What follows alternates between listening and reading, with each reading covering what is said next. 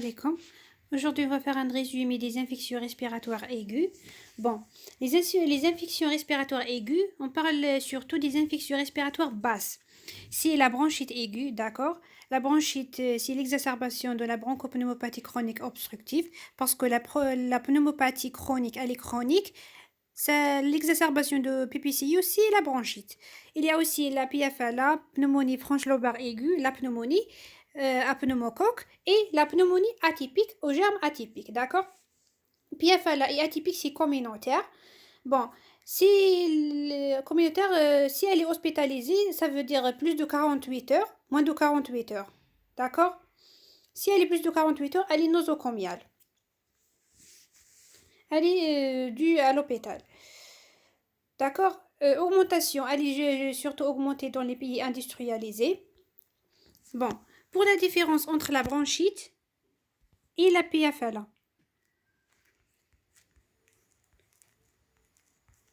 On commence avec les étiologies, d'accord?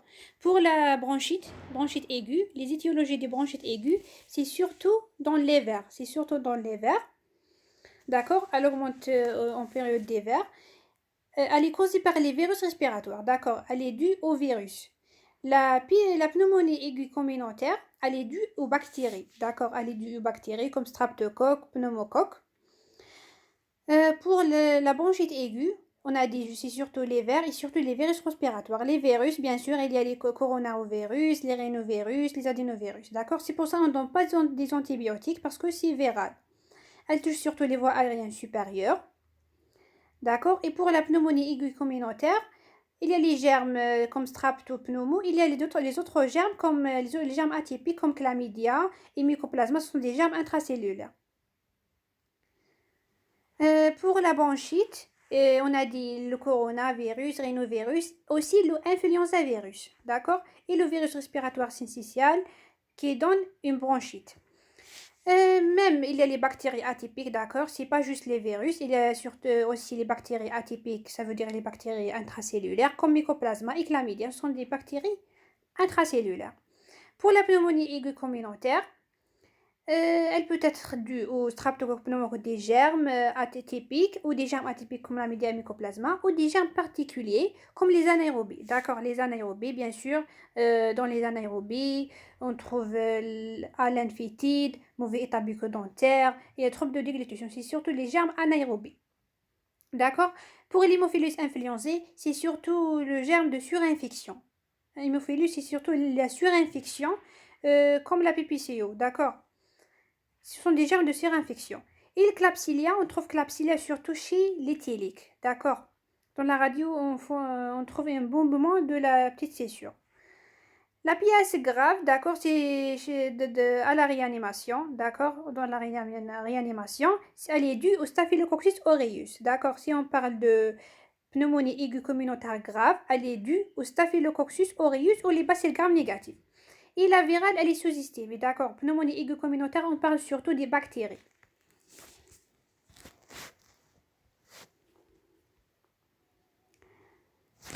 Pour les pneumonies,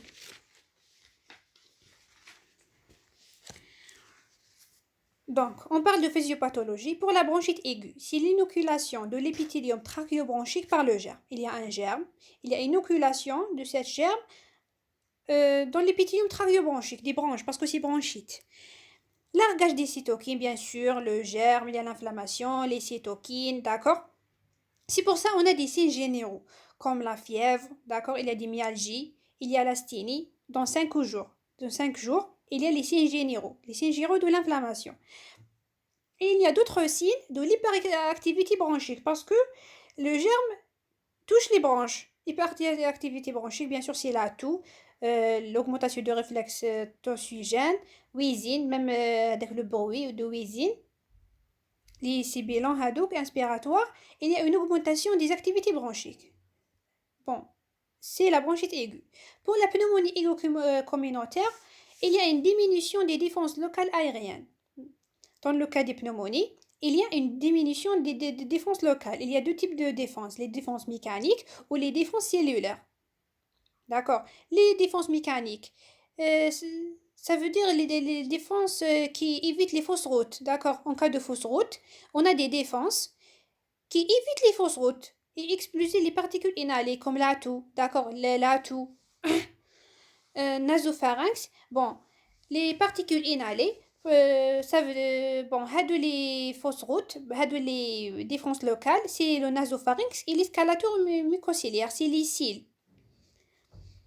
Et il y a une diminution et aussi c'est cellulaire, d'accord, il y a mécanique et cellulaire. Cellulaire, bien sûr, elles sont aspécifiques chez les macrophages. Cellulaire, on parle des macrophages. Oui, il peut être spécifique par les autres cellules immunitaires spécifiques, comme les cellules de l'unité cellulaire ou humorale, ou les polynucléaires neutrophile. Pour le diagnostic, dans la bronchite, on parle surtout.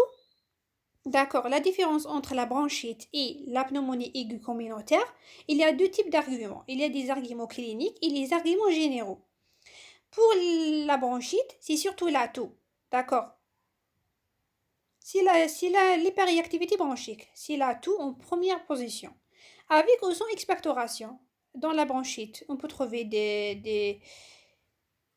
le pus ou du mucus. À cause de la nécrose de l'épithélium bronchique, d'accord? Parce que c'est viral. Et sensation de brûlure rétrosternale, c'est très important. Le brûlure rétrosternale, c'est une douleur comme une brûlure rétrosternale à l'inspiration profonde et la toux. Parce que c'est rétrosternal, c'est les branches. Rétrosternal, les branches. Et il y a aussi les signes généraux. Les signes généraux, bien sûr, il y a la fièvre, mais elle est peu élevée. D'accord? C'est la fièvre qui est peu élevée. D'accord? Un subfébrile, un état de subfébrile, 30, d'accord? C'est pas comme la PFLA ou la pneumonie aiguë communautaire où la fièvre elle est plus de 37,8. Dans la bronchite aiguë, on peut trouver juste une fièvre peu élevée. Pour l'auscultation, on trouve des râles bronchiques parce que c'est les branches, d'accord. Mais dans la PFLA, c'est surtout les râles crépitants en foyer. Dans la bronchite, il n'y a jamais des râles en foyer. C'est juste quelques râles bronchiques où il peut être une auscultation normale. Il n'y a jamais de foyer localisé d'auscultation. Pour la PFLA, la distinction elle est fondamentale. Pourquoi? Parce qu'elle conditionne l'abstention des prescriptions des antibiotiques, d'accord? Parce que dans la PFLA, on donne des antibiotiques, mais dans la bronchite, on ne donne pas des antibiotiques. Les facteurs prédictifs de pneumonie, c'est surtout fièvre élevée, d'accord? Il y a de la fièvre. Bronchite, elle peut être normale. Sur nocturne, il y a de la fièvre. Sur nocturne, il y a les signes de gravité. Ça veut dire polypnée, tachycardie, d'accord, ce sont des signes de gravité. Et même, il n'y a pas de signes ORL. Il n'y a pas de signes ORL, d'accord, parce que c'est surtout les voies aériennes, comme le mal de gorge, rhinorrhée. Il y a aussi les règles crépitants, ça veut dire il y a une auscultation en foyer. Bien sûr, il y a le syndrome de condensation. Le syndrome de condensation, ça veut dire une augmentation de vibration vocale, une matité franche, on peut dire une submatité, et une diminution du murmure vésiculaire. Et le syndrome de condensation, c'est comme l'épanchement pleural, mais bon, pour l'épanchement, il y a une abolition du murmure vésiculaire, mais la condensation, il y a une augmentation du murmure vésiculaire. Bien sûr, il y a des râles crépitants.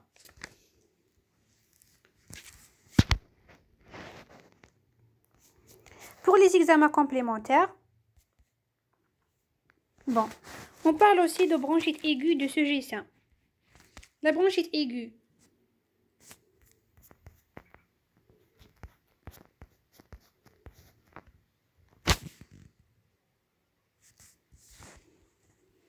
Bon, pour la bronchite aiguë de ce G5, c'est quoi la bronchite? On a dit c'est une inflammation aiguë de quoi? De bronches. Des bronches ou de bronchioles, c'est de conduction, c'est les bronches et les bronchioles de conduction. Chez un sujet endème de bronchite chronique, d'accord, elle peut être infectieuse, sans atteinte du parenchyme pulmonaire. Il n'y a pas d'atteinte du parenchyme pulmonaire, on parle juste des branches.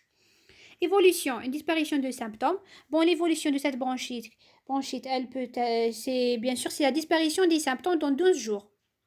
D'accord? Parce que c'est aigu, c'est pas chronique. On ne parle pas de PPCO. C'est aigu, c'est une bronchite aiguë. Disparition des symptômes dans 12 jours. Attention, diagnostic de bronchite traînante chez le fumeur. Pour le traitement, Le traitement, c'est juste symptomatique. On ne donne pas des antibiotiques, d'accord? On ne donne pas des antibiotiques de la bronchite aiguë. C'est juste un traitement symptomatique, les antalgiques et les antipyrétiques. Même les corticoïdes, d'accord? On ne donne pas les corticoïdes. Les ANS, les mycolytiques, d'accord, pour le mucus, et les expectorants pour que le patient fait des expectorations, ils n'ont pas justifié. On donne ni antibiotiques, ni mycolytiques, d'accord? Même les corticoïdes. Les corticoïdes, c'est pas la peine de donner les corticoïdes. Ne sont pas justifiés. D'accord, on donne juste un traitement symptomatique, les antalgiques et les antipyrétiques. Abstention de tout antibiotique, c'est une bronchite aiguë d'adulte sain. Imaginez, adulte sain, bronchite aiguë, c'est pas la peine de donner les antibiotiques. Pour la pneumonie, pour la pneumonie, pour la pneumonie, pour la pneumonie aiguë communautaire, c'est la plus fréquente, d'accord, c'est surtout, on a dit elle est les plus fréquente, c'est une infection du parenchyme pulmonaire. La pneumonie, c'est le parenchyme pulmonaire, elle est aiguë. Elle est aiguë parce que elle est évolution aiguë, et pneumonie, ça veut dire infection du parenchyme pulmonaire. Les facteurs de risque, existence de fausses routes. Par exemple, en cas d'AVC, en cas d'épilepsie, bien sûr, ce sont des troubles de conscience. En cas de trouble de conscience, d'accord, le patient peut faire des fausses routes. Il y a une diminution aussi des défenses locales, comme en cas de tabac, en cas de PPCO, en cas d'insuffisance cardiaque. Il y a une diminution des défenses locales. Parce que dans le tabac, on a une métaplasie. Il y a une métaplasie dans le tabac. Même la PPCO, il y a une inflammation, une insuffisance cardiaque, d'accord? Tout ça, ce sont des cas où il y a une diminution des défenses immunitaires locaux.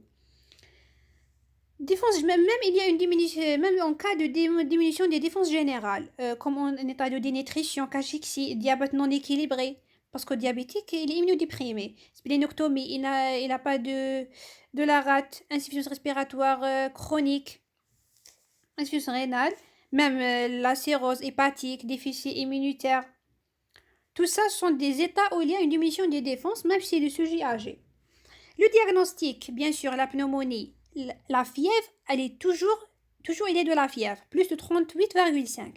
Elle est persistante, cette fièvre, elle est persistante, elle est plus de 38,5, plus de 3 jours. D'accord? Pneumonie est égale à fièvre élevée, plus de 3 jours. Si elle dépasse 3 jours, d'accord, il faut reconsidérer le diagnostic.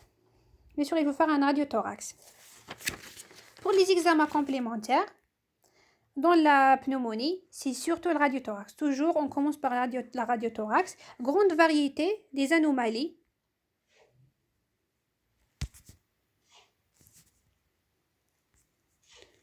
D'accord, dans la radiothorax, il y a une grande variété des anomalies radiologiques résultant de l'infection pulmonaire et le terrain et le pathogène responsable. Dans la radiothorax, bien sûr, on commence par la radiothorax. Grande variété des anomalies radiologiques. Il y a une grande variété. On peut trouver une pneumonie apicale, pneumonie basale, pneumonie à droite, à gauche, une grande variété des anomalies. Pneumonie en plage, pneumonie systématisée, grande variété des anomalies radiologiques résultant des infections pulmonaires, bien sûr, selon le terrain et selon la pathogénie. Pneumocoque, elle est systématisée, elle peut être en plage, non systématisée en cas de germes atypiques. Biologie de routine. Bien sûr, il y a toujours il y a une hyperleucocytose APNN comme dans la pneumocoque, staphylocoque parce qu'il y a deux pus. CRP bien sûr augmenté en cas d'inflammation. Prolactine, même la prolactine, elle est augmentée, elle est plus spécifique et plus sensible. Elle est augmentée en cas d'infection bactérienne. Pour la microbiologie, bien sûr, il y a une augmentation parce que c'est les bactéries. La sémiologie, elle est inhabituelle et il faut aussi rechercher le germe recommandé. Les types de prélèvements, on fait des ponctions pleurales, d'accord? D'accord, on fait des ponctions pleurales exploratrices pour chercher les germes. On fait les hémocultures. On fait les hémocultures. On y fait un examen cytobactériologique des crachats et des urines, d'accord? Pour rechercher les germes, antigénériques en cas de pneumocoque, en cas de légionnelle, et les spécifiques et les sensibles. Il faut rechercher aussi les antigènes, en particulier ici les légionelloses. L'évolution de gravité, d'accord. Il faut évaluer la gravité de cette pneumonie. On utilise le score CRP 65. Bon, C c'est confusion. Pour R, c'est fréquence respiratoire. Il est plus de 30. D'accord. L'âge, plus de 65. Et B, c'est blood pressure, moins de 90. D'accord, moins de 90. Et le PAD, ça veut dire diastolique, moins de 60. Bon, 0, il n'y a pas de confusion, il n'y a pas de respiration, plus de 30, il n'y a pas, d'accord. On donne un traitement ambulatoire. Plus de 1, plus ou égal à 1, traitement à l'hôpital, d'accord, évaluation à l'hôpital. Le score de CRP 65 conditionne la prise en charge. Ça veut dire le lieu de soins. Elle peut être ambulatoire, elle peut être à l'hôpital, même elle peut être dans les soins intensifs, dans la réa. Réalisation ou non des examens complémentaires. Est-ce qu'il faut faire des examens complémentaires ou pas? Les modalités des antibiotiques, d'accord? Même, est-ce que je peux donner les antibiotiques ou non? Évaluation des signes respiratoires. Est-ce qu'il y a des signes respiratoires? L'extension des radios. Et même le retentissement hémodynamique sur les différents organes. Pour les signes de gravité, bon, les signes de gravité, bien sûr, c'est la diminution de la pression, au tachycarde, il est polypnéique, il y a de la fièvre, ou un état où il y a une diminution de la température, même est-ce qu'il y a une hyoplasie, même il y a une pneumonie, il y a un obstacle, d'accord? En cas d'obstacle, on a de l'atelectasie, obstacle, c'est une pneumonie due à un obstacle, d'accord? Les situations particulières, bon, les complications de pneumonie, c'est surtout l'embolie. D'accord. Une abscisse, ça veut dire suppuration primitive. La pneumonie pour compliquer par une suppuration, par une embolie pulmonaire, ça veut dire obstruction de l'artère pulmonaire par un caillon du sang. Une absorbance thérapeutique. Même les situations particulières comme une observance thérapeutique, même un isolement social, si une personne âgée. D'accord. Elles sont des situations, tout ça sont des situations particulières. Les facteurs de risque de mortalité. Ici, on a dit les signes de gravité. Mais sont les facteurs de risque de mortalité. D'accord, de mortalité. Si il est âgé, si le patient a une insuffisance cardiaque congestive, s'il a de l'AVC, une insuffisance rénale, une maladie hépatique, d'accord.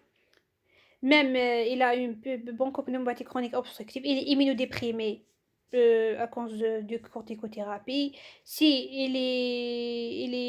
il a du cancer avec la chimiothérapie, drépanocytose homozygote, ça veut dire l'anémie falciforme, drépanocytose, anémie falciforme, d'accord.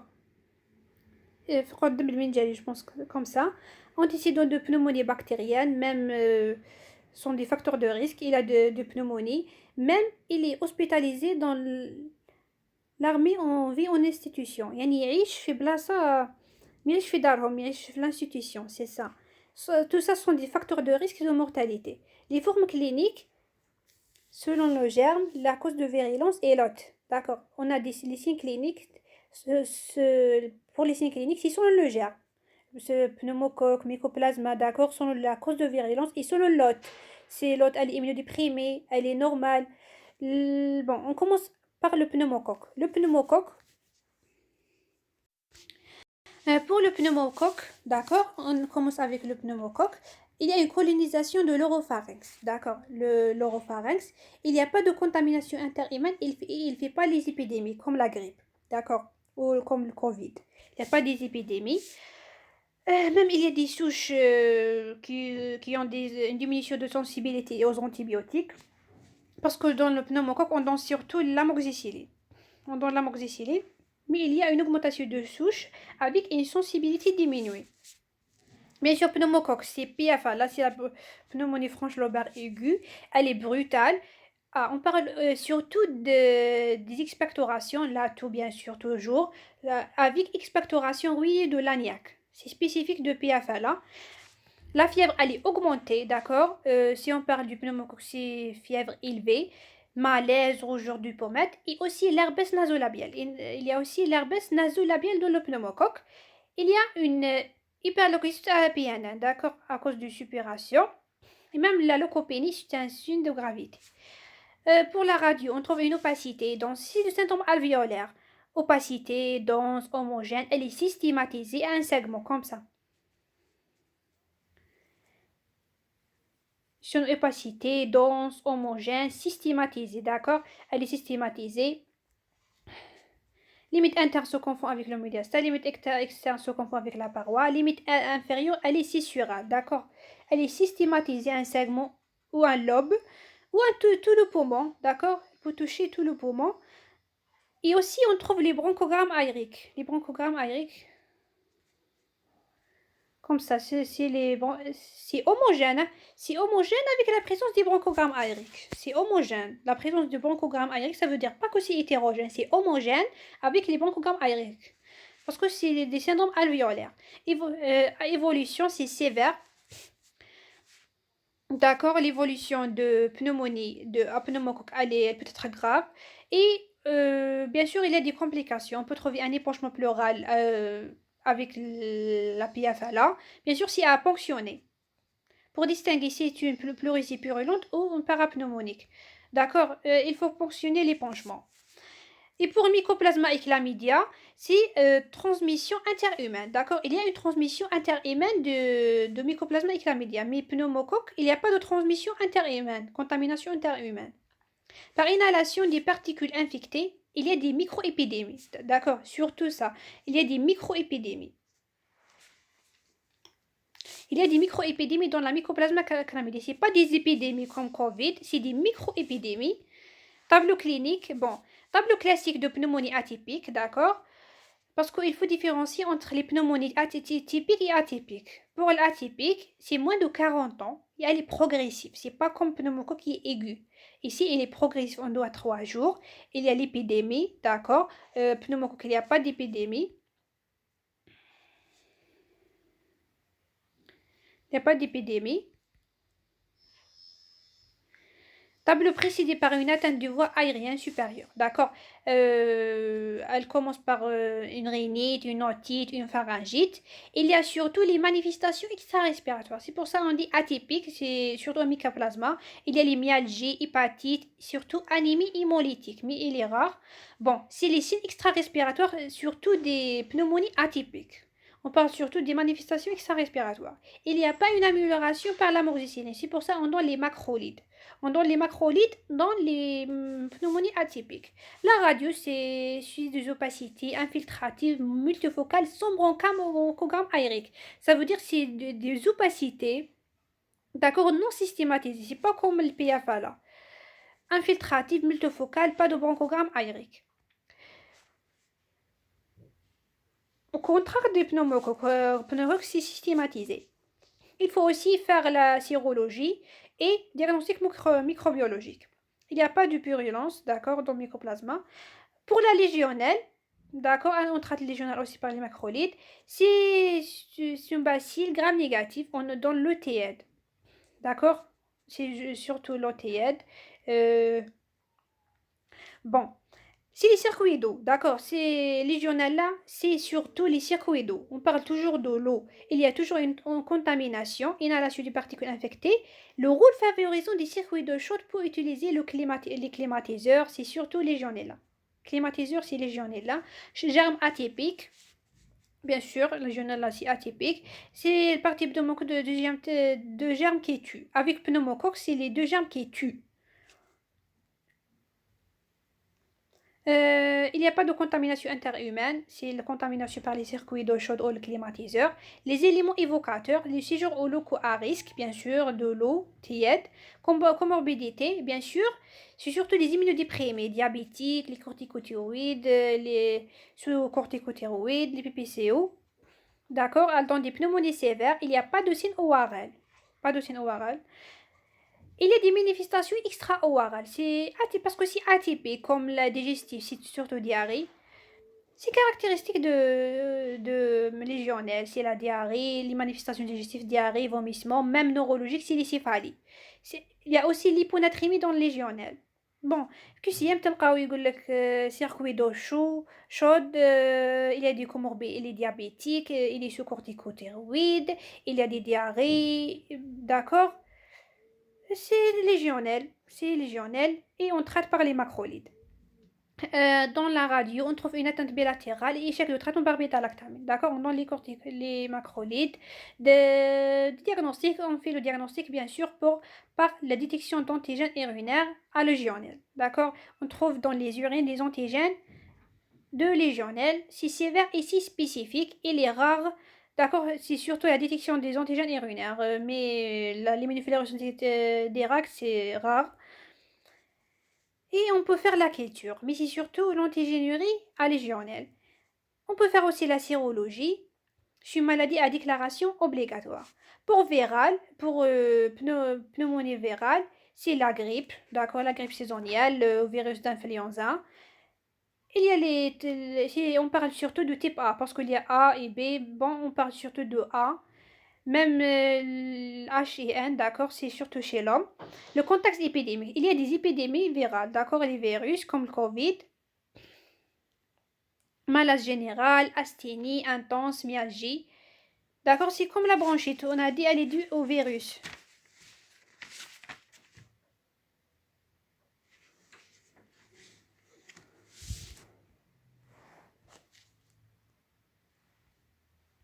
Dans les virus, on parle surtout des épidémies.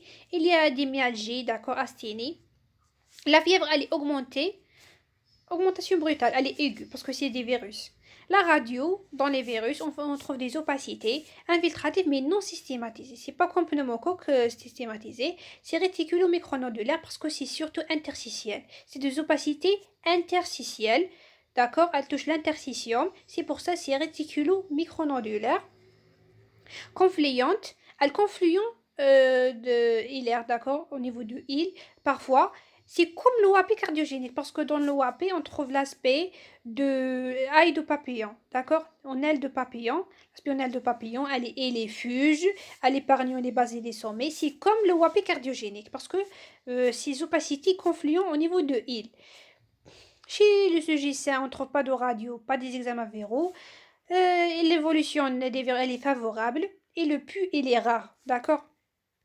Sauf en cas de pneumonie grippale grave. Autre signe, autre forme clinique, on trouve aussi la pneumonie chez les sujets âgés, les thromboses. On peut trouver une fièvre qui est inconstante.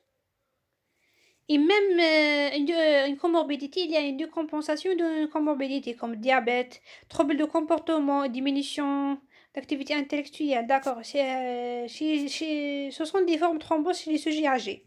Dans les radios, on trouve dans les régions déclives les champs pulmonaires à des fréquences d'inhalation. D'accord. Pour les autres formes, il y a les formes d'abcès, c'est l'excavation. D'accord, on a dit. Les excavations, c'est surtout dû aux suppurations. Les suppurations, c'est surtout les germes anaérobies, la phytide de la lymphétide. On trouve les niveau hydroaérique parce que dans l'abcès, il y a une cavité avec un niveau hydroaérique avec un niveau horizontal, opacité surmontée par une clarté séparée d'elle par un niveau horizontal. Klebsiella, d'accord, Klebsiella c'est dans la radio, c'est surtout le bombement de la petite césure, Staphylococcus aureus. Même on a des abcès à Staphylococcus aureus. Les orientations diagnostiques bactériologiques. Bah, bon, on parle du pneumocoque. Bon, la forme c'est flamme de bouger. Bon, pneumocoque c'est surtout chez les patients plus de 40 ans, plus des comorbidités. On a dit elle est brutale, mais atypique, elle est progressive. La fièvre, elle est aiguë. Il y a aussi le malaise. Il n'y a pas des épidémies, mais dans l'atypique, il y a les épidémies. Ici, surtout au mycoplasme. Les épidémies, les micro-épidémies dans les germes atypiques. Pour le pneumocoque, c'est surtout le PU, c'est l'augmentation de PNN. Il y a des opacités alvéolaires. D'accord? On a dit, ce sont des syndromes alvéolaires, des opacités systématisées, d'accord, à une lobe. À un lobe, le point douloureux, il y a de douleur aussi.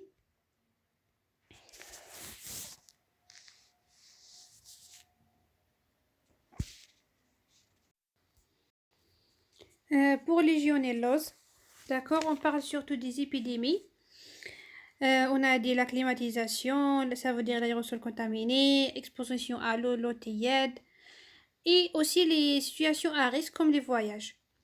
Bon, pour Legionellose, il y a les comorbidités fréquentes, d'accord. Un patient avec des comorbidités comme PPCO, diabète, corticoïdes, tableau évocateur de pneumonie sévère progressive. Bon, c'est le pouls dissocié et elle est bilatérale. D'accord, légionellose, elle est surtout bilatérale. Et il y a les signes extra-respiratoires. D'accord, on a parlé surtout des signes extra-respiratoires. Signes extra-respiratoires, comme les signes digestifs, comme la diarrhée, vomissements, les nausées, neurologiques, céphalie, troubles de conscience, myalgie, et échec des bêta-lactamines qui activent sur le pneumocoque. C'est pour ça qu'on donne les macrolides. Le traitement et la prise en charge. Le traitement et la prise en charge, elle est empirique, ça veut dire probabiliste, et efficacité, c'est la differviscence thermique. D'accord, c'est la diminution de la fièvre. Et il faut réévaluer le traitement après 3 jours. D'accord, on dit les complications, je parle de complications, on dit des antipyrétiques. Est-ce qu'il y a de pleurésie? Est-ce qu'il y a des résistances aux antibiotiques? Ou il y a des irrodiagnostiques, ça veut dire c'est pas des pneumonies, c'est des OAP cardiogéniques ou l'embolie. L'objectif du traitement dans les pneumonies, c'est d'éradiquer l'infection, de sauvegarder le pronostic vital et d'éviter les complications. Bon, les moyens de traitement, bien sûr, c'est les mises en condition, on donne l'oxygène, la réanimation et c'est surtout les antibiotiques.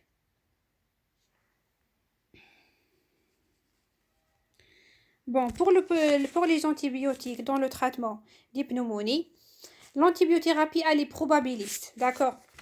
Empirique, si empirique, traitement en probabiliste des pneumonies aiguës communautaires de l'adulte. Bon, on commence par l'adulte, on a dit adulte, en ambulatoire, ça veut dire traitement à la maison, sans signe de gravité. D'accord, patient, jeune, adulte. En ambulatoire, il n'a pas de signe de gravité. En premier choix, on donne l'amoxicilline. D'accord, c'est à prendre. Patient adulte jeune, en ambulatoire, il ne présente pas de signe de gravité, c'est l'amoxicilline en premier choix. D'accord, il est efficace sur Streptococcus pneumoniae. Si échec de amoxicilline, on donne les macrolides. D'accord. Pour les autres, s'il y a du échec de macrolides, on donne l'ifofloxacine, c'est du fluoroquinolone. Si échec, on donne le pristinamycine, c'est streptogramine en cas d'allergie. Télétromycine, c'est les chylotide. Si il y a échec, c'est l'hospitalisation, c'est une indication à l'hospitalisation. S'il y a un doute entre le pneumocoque et les bactéries atypiques, d'accord, on n'est pas sûr, c'est le pneumocoque ou les autres bactéries atypiques. On donne l'amoxicilline, d'accord, on donne l'amoxicilline en premier choix. Après, en deuxième choix, s'il y a échec, d'accord, échec, toujours, il y a amoxy, pristinamycine, télétromycine, d'accord, amoxy, mais je parle surtout de l'amoxicilline. S'il y a un doute, c'est l'amoxicilline. En deuxième choix, s'il y a échec, on donne fluoroquinolone, d'accord. Et toujours fluoroquinolone, pristinamycine, télétromycine. Mais c'est surtout amoxicilline en première intention. Et en cas d'échec, on donne l'ifofloxacine. S'il y a échec, ou s'il y a un échec, c'est l'hospitalisation. D'emblée, il y a une suspicion des bactéries atypiques. Il n'y a pas de doute entre bactéries atypiques ou pneumocoque. Je donne directement les macrolides. Si échec des macrolides, je donne l'amoxicilline. Et s'il y a encore échec, c'est l'hospitalisation. D'accord. Pour le sujet avec des comorbidités, parce que on a dit le premier cas, c'est sujet jeune adulte en ambulatoire sans signe de gravité, c'est l'amoxicilline. S'il y a un doute entre pneumocoque et atypique, c'est amoxicilline. C'est directement suspicion des bactéries atypiques, c'est macrolide. Sujet avec comorbidité, sujet âgé, ambulatoire, d'accord, sans signe de gravité. Il est âgé et et il présente des comorbidités, mais il n'a pas des signes de gravité. D'accord? On donne l'augmentin. Ça veut dire on donne l'amoxicilline acide clavulanique. Si échec, c'est hospitalisation. D'accord? Mais c'est surtout augmentin. En cas d'antibiothérapie probabiliste de pneumonie aiguë non grave. Bon, hospitalisé, on a dit argument en faveur de pneumocoque, c'est l'amoxicilline. Pas des arguments en faveur de pneumocoque. Chez le patient jeune, on donne l'amoxicilline. D'accord. Si le sujet agit avec de comorbidité, on a dit l'augmentin. On donne l'augmentin. Pour la durée du traitement, c'est pour les pneumonies non compliquées, c'est 7 à 14 jours, une semaine à 2 semaines. 10 à 14 jours, c'est atypique. 21 jours, c'est légionnaire. D'accord? L'évaluation de l'efficacité d'antibiotiques, il faut évaluer l'efficacité après 2 à 3 jours. D'accord? 2 à 3 jours, il faut évaluer l'efficacité d'antibiotiques. L'efficacité, c'est l'amélioration clinique, retour à la période, ça veut dire qu'il n'y a pas de fièvre, amélioration de l'état général et régression des signes fonctionnels. Il n'y a pas d'aggravation radiologique. Ça veut dire la radio, elle normalise pendant 4 à 6 semaines. Elle est tardive, la radio. Et je vous remercie pour votre attention.